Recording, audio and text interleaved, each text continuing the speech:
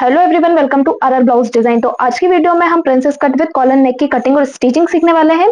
जो हमारा back part रहेगा वो पैक रहेगा, फ्रंट हम ओपन रखने वाले हैं और जो हमारा फ्रंट का नेक रहेगा ना उसमें हमारी हाफ कॉलर आएगी।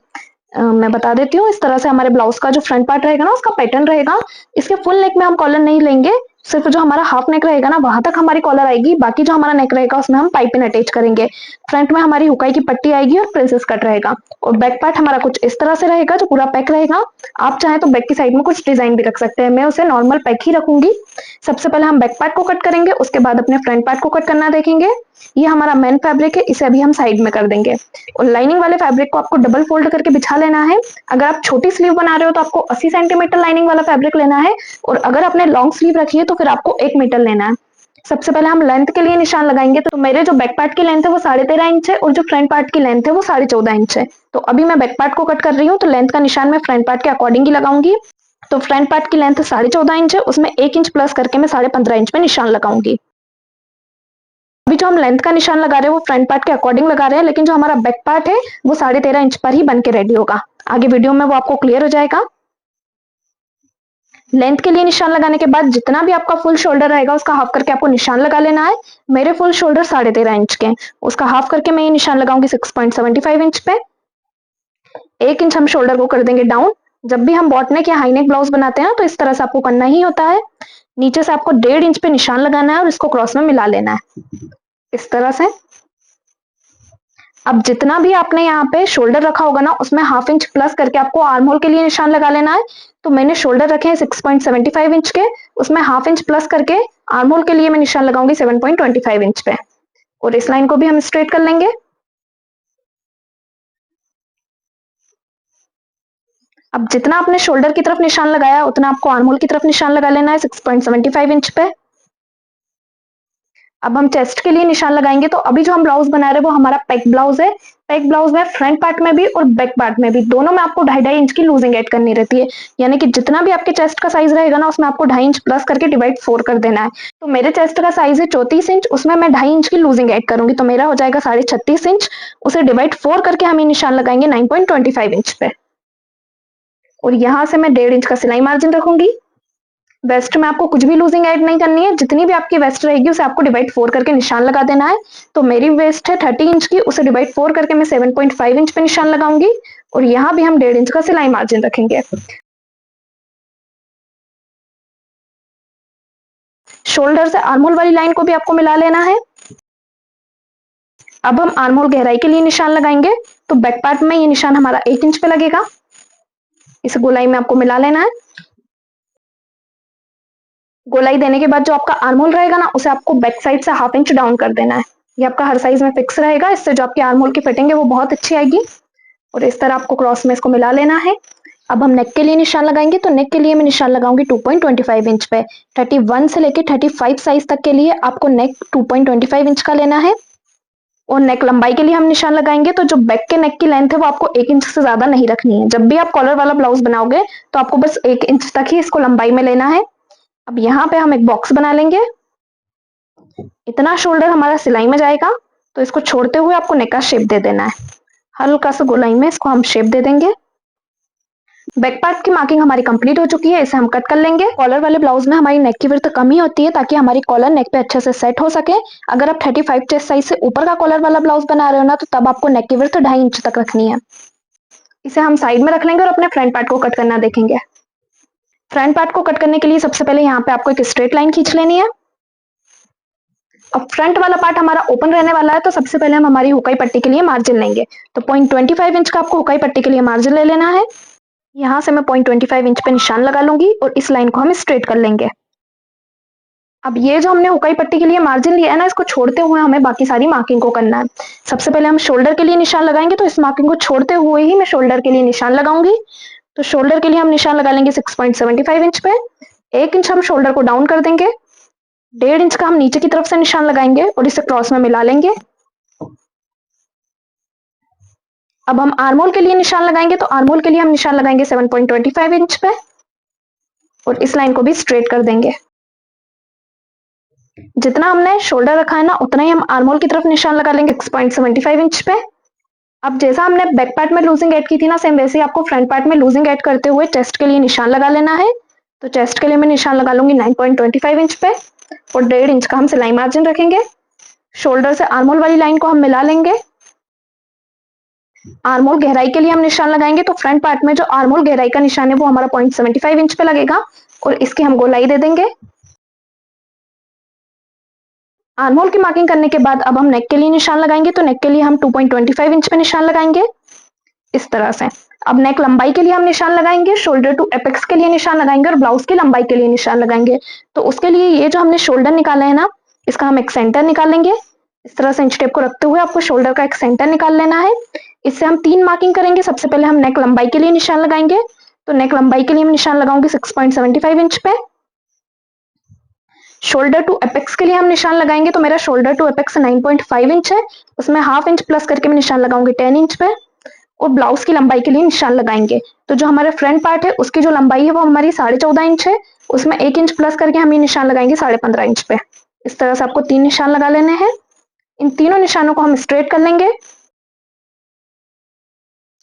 अब सबसे पहले हम नेक की गोलाई देंगे, तो यहां से मैंने नेक की विड्थ 2.25 इंच रखी है और यहां से आप आपके अकॉर्डिंग नेक की विड्थ रख सकते हैं कि आपको नेक को कितना फैलाना है।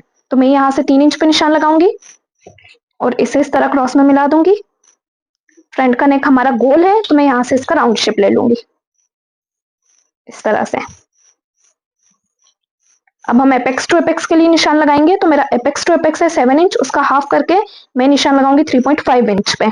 और ये निशान आपको हुकाई पट्टी का जो आपने मार्जिन लिया है ना वो छोड़ते हुए लगाना है।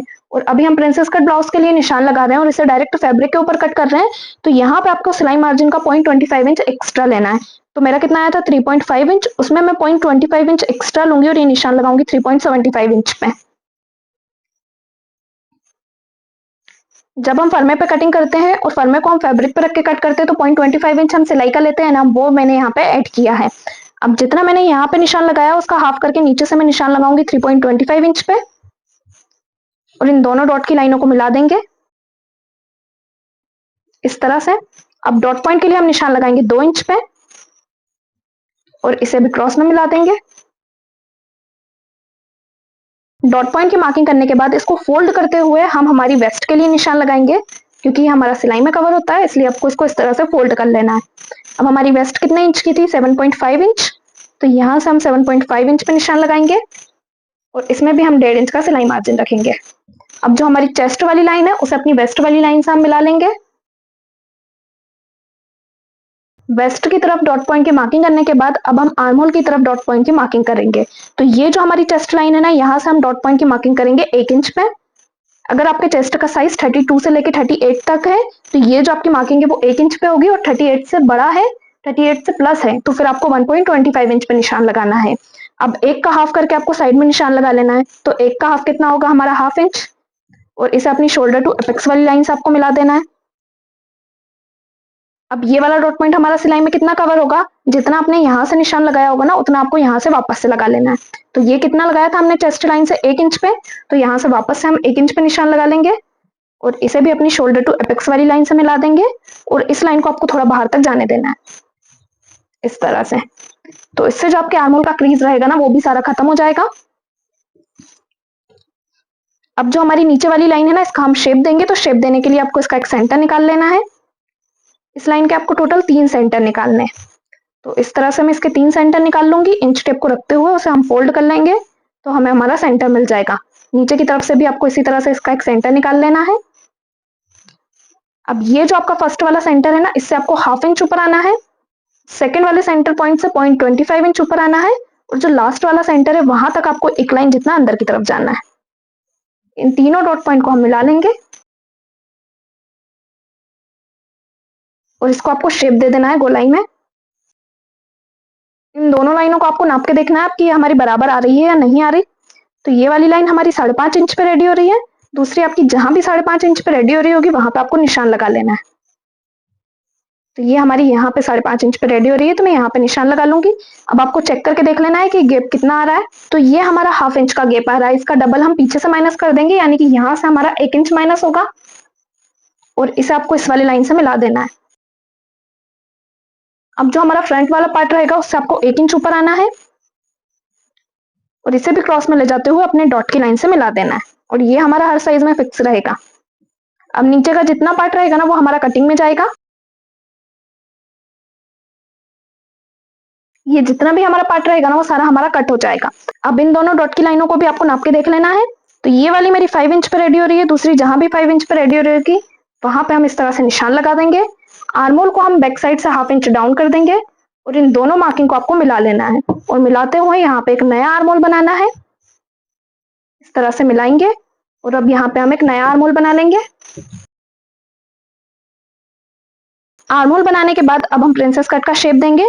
तो शेप देने के लिए ये जो हमारी सेकंड डॉट की लाइन है ना उसका आपको एक सेंटर निकालना है। इस तरह से इसका आपको एक सेंटर निकाल लेना है। अब ये जो हमने सेंटर निकाला है इससे हम 0.25 इंच ऊपर की तरफ निशान लगाएंगे और कर्व को रखते हुए इसका आपको शेप दे देना है। जो हम 0.25 इंच सेंटर से ऊपर की तरफ आए थे ना वहां पे आपको कर्व को सेट करते हुए रख लेना है और दोनों साइड से इसे गोलाई में आपको मिला लेना है। गोलाई में लेते हुए इसे हम अपनी नीचे वाली डॉट की लाइन से मिला देंगे। अब अभी हम princess cut blouse direct fabric के ऊपर कट कर रहे हैं ना, तो 0.25 इंच सिलाई मार्जिन इस पार्ट का और 0.25 इंच सिलाई मार्जिन इस पार्ट का, दोनों का मिला के कितना हो जाएगा हमारा ½ इंच। तो यहाँ से आपको ½ इंच एक्स्ट्रा ले लेना है सिलाई मार्जिन, ताकि आपका फ्रंट का पार्ट छोटा ना रहे और इसे हम मिला लेंगे। जब हम डायरेक्ट फैब्रिक पे कट करते हैं ना तो इस तरह से आपको मार्जिन लेना होता है, क्योंकि जब हम फर्मे पे कट करते हैं तो फिर उसे फैब्रिक पे रख के हम मार्जिन ले ही लेते हैं, लेकिन अभी हमने डायरेक्ट फैब्रिक पे कट किया तो आपको इस तरह से मार्किंग कर लेनी है। अब इस पार्ट की हम कटिंग कर लेंगे। सबसे पहले हम अपने नेक को कट कर लेंगे और जिस तरह से हमने ब्लाउज का प्रिंसेस कट शेप दिया है उसी शेप में आपको इसको कट कर लेना है। इस तरीके से आप डायरेक्ट फैब्रिक के ऊपर प्रिंसेस कट को कट कर सकते हैं और जो आपकी फिटिंग है वो भी बिल्कुल परफेक्ट आएगी। अब जो हमारा फ्रंट वाला पार्ट है ना उसे हम बैक पार्ट के ऊपर रख के चेक करके देख लेंगे। तो यहाँ पे जो हमारी फिटिंग वाली लाइन है ना उससे आपको चेक करके देखना है। तो दोनों के जो आर्म होल है आपको उसको इस तरह से रख लेना है। अब यहाँ पे जितना भी गैप जा रहा होगा उतना आपको निशान लगा लेना है। तो ये हमारा इतना गैप जा रहा है, इसको हम नाप के देख लेंगे कितना डिफरेंस आ रहा है। तो यहाँ से हमारा ½ इंच जितना आ रहा है, इधर से भी हम ½ इंच में निशान लगाएंगे। अब इन निशानों को हम मिला लेंगे। इसको मिलाने के बाद आपको बैक पार्ट की लेंथ को चेक करके देख लेना है। बैक पार्ट हमें कितना इंच पे रेडी चाहिए, 13.5 इंच पे। उसकी लंबाई में 1 इंच हम प्लस करेंगे तो कितना हो जाएगा 14.5 इंच। तो यहाँ से हम चेक करके देख लेंगे। तो हमारा फिक्स कितना आ रहा है 14.5 इंच आ रहा है। इस तरह से आपको लेंथ को चेक कर लेना है। इसे हम कट कर लेंगे नीचे से। यहाँ पे हमारा जो बैक पार्ट है और फ्रंट पार्ट है दोनों को मैंने कट कर लिया है। इसे मेन फैब्रिक पे कट करके हम इसकी स्टिचिंग देखेंगे। और अगर आप चैनल पे नए हो तो चैनल को भी सब्सक्राइब कर लेना, ताकि ऐसे ही नए नए ब्लाउज के पैटर्न आप सीख सको। ब्लाउज को स्टिच करने के लिए मैंने लाइनिंग वाले फैब्रिक को और मेन फैब्रिक को एक दूसरे से अटैच करके रेडी कर लिया है। अब इसमें हम पाइपिंग लगाएंगे। तो यहाँ पे मैंने 1.5 इंच चौड़ी एक पट्टी को कट किया है और इसे एक साइड से हम फोल्ड कर देंगे। फोल्ड करने के बाद जहाँ पे हमारी प्रिंसेस कट की सिलाई आएगी ना वहां पे आपको इस पट्टी को रखते हुए अच्छे से स्टिच कर लेना है। इसे खींचते हुए आपको स्टिच नहीं करना है, नॉर्मल तरीके से आपको इसको स्टिच करना है और नीचे की तरफ से इसको फोल्ड कर देना है। अब इसमें हम बारीक बारीक कट लगा लेंगे। कट लगाने के बाद आपको पाइपिंग को अंदर की तरफ फोल्ड कर देना है और जितनी पाइपिंग आपको ऊपर रखनी है उतना कपड़ा आपको बाहर की तरफ निकाल लेना है। मुझे जितना कपड़ा चाहिए उतना मैं बाहर की तरफ निकाल दूंगी, बाकी सारा कपड़ा हम अंदर की तरफ फोल्ड कर देंगे और बिल्कुल फिनिशिंग के साथ यहाँ पे हम अपनी पाइपिंग को लगा लेंगे। पाइपिंग को लगाने के बाद जो हमारा अपर वाला पार्ट रहेगा ना उसकी दूसरी वाली साइड को हम लेंगे और स्टिच करेंगे। तो यहाँ पे मेरी पाइपिंग लग के कंप्लीट हो चुकी है। आप देख सकते हैं कितनी फिनिशिंग के साथ पाइपिंग को हमने लगाया है। अब आपको दूसरा वाला साइड ले लेना है और जो हमारा पाइपिंग वाला पार्ट रहेगा ना उसको इसके ऊपर रखते हुए हम स्टिच करेंगे।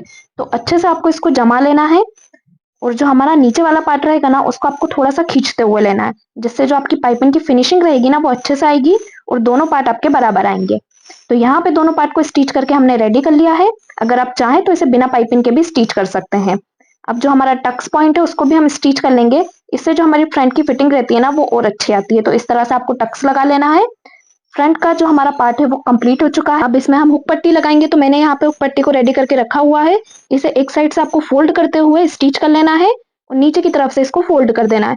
फोल्ड करने के बाद इसे अब हम अंदर की तरफ कवर करेंगे। तो कवर करने के लिए सबसे पहले आपको इसके ऊपर एक फिनिशिंग की सिलाई लगा लेनी है। उसके बाद इसको अंदर की तरफ आपको फोल्ड कर देना है। फोल्ड करने के बाद इसमें हम स्टिच लगा लेंगे ताकि जो हमारी पट्टी रहे वो अंदर की तरफ पूरी तरह से कवर हो जाए। इसी तरह से जो आपका दूसरा वाला पार्ट रहेगा ना उसको भी आपको रेडी कर लेना है। एक पार्ट मेरा यहाँ पे रेडी हो चुका है और दूसरा पार्ट भी मैंने रेडी करके रखा हुआ है। दोनों पार्ट को मैं लूंगी और जो मेरी हाई हुक की पट्टी है उसको मैं नाप के देख लूंगी। तो यहाँ पे जो मेरी हाई की पट्टी है वो थोड़ी सी एक्स्ट्रा जा रही है, तो उसे मैं गोलाई का शेप देते हुए कट कर दूंगी ताकि जो मेरी दोनों पट्टियां है ना वो बराबर आ सके। तो यहाँ पे जो मेरा फ्रंट पार्ट है वो रेडी हो चुका है। अब हम बैक वाले पार्ट को लेंगे और उसके ऊपर अपने फ्रंट पार्ट को रखते हुए इनके शोल्डर को ज्वाइंट कर देंगे। तो दोनों पार्ट को आपको बराबर से रख लेना है और इनके शोल्डर छोटे या बड़े नहीं होने चाहिए। अगर छोटे बड़े रहते हैं तो आपको उनको बराबर कर लेना है।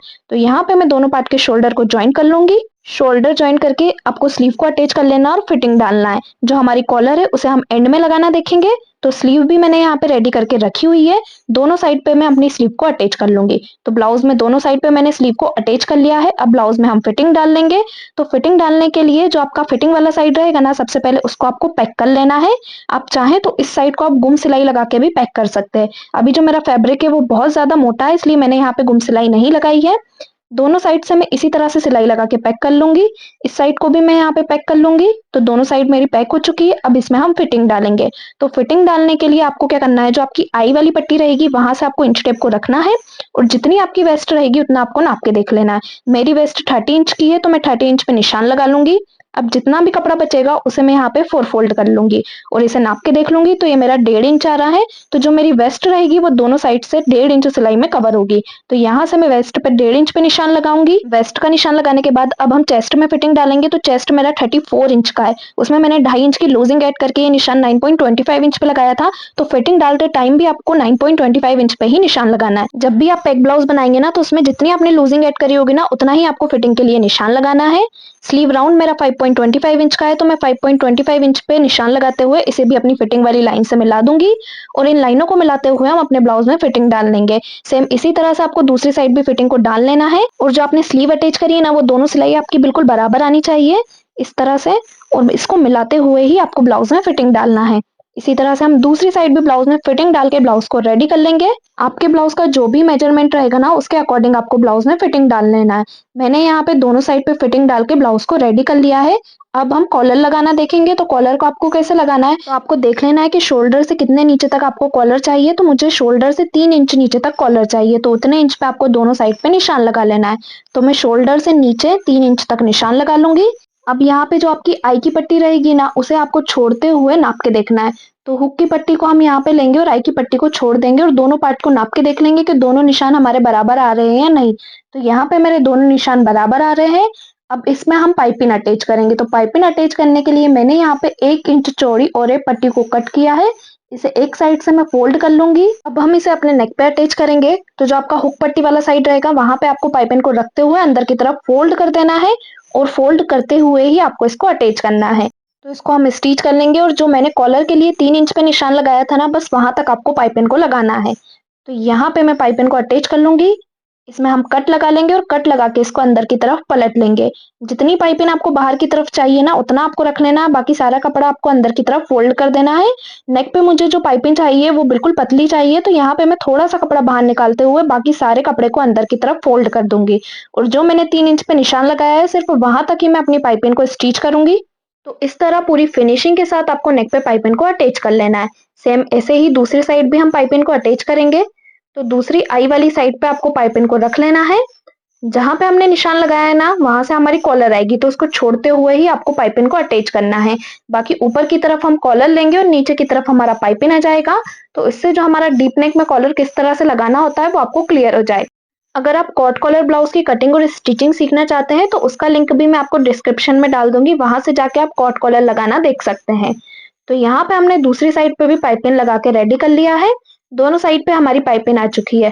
अब हम कॉलर को लगाना देखेंगे। तो ये जो हमने निशान लगाया है इसको आपको डार्क कर लेना है और यहीं से हम अपनी इंच टेप को रखेंगे और नेक राउंड को नाप के देखेंगे। तो पूरा नेक आपको नाप के देख लेना है कि कितने इंच का आ रहा है। तो दूसरी साइड पे जहां भी आपने निशान लगाया होगा ना वहां तक आपको नाप के देखना है। तो ये मेरा 12.5 इंच आ रहा है, यानी कि जो मेरी कॉलर है वो 12.5 इंच की रेडी होगी। तो कॉलर को रेडी करने के लिए आपको कैनवास ले लेना है। मैंने यहाँ पे कैनवास लिया है। इसे हम डबल फोल्ड कर लेंगे और डबल फोल्ड करके सबसे पहले आपको एक स्ट्रेट लाइन खींच लेनी है।